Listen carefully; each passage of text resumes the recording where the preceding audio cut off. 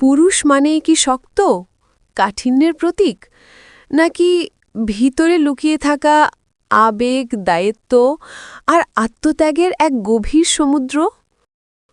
ছোটবেলা থেকে শেখানো হয় ছেলেরা কাঁদে না, অথচ পুরুষও কাঁদে, শুধু লুকিয়ে, নিঃশব্দে।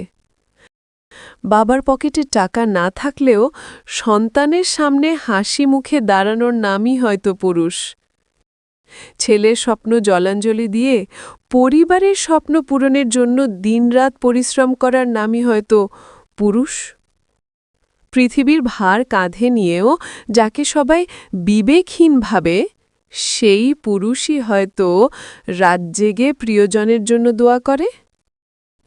নিজের কষ্ট চেপে রেখে সবার সামনে অটল থাকার নামই হয়তো পুরুষ। কখনো প্রেমিক, কখনো স্বামী, কখনো বাবা, কখনো ভাই। প্রত্যেক পরিচয়ে তার এক একটি গল্প। ভালোবাসে, কিন্তু প্রকাশ করতে পারে না। কষ্ট পায়, কিন্তু বলার জায়গা নেই। ভেঙে পড়ে, কিন্তু তবুও সবার সামনে শক্ত থাকার অভিনয় করতে হয়। পুরুষ মানেই রহস্য, পুরুষ মানেই নিঃশব্দ আত্মত্যাগ। পৃথিবী তাকে যতই কঠিন মনে করুক, তার ভেতরটা হয়তো ভালোবাসার গভীরতায় ভরা। হ্যাঁ, পুরুষ মানুষ সত্যিই বেহায়া, ভালোবাসার আশায় সব কিছু হারিয়েও ভালোবাসায় বিশ্বাস রাখতে জানে।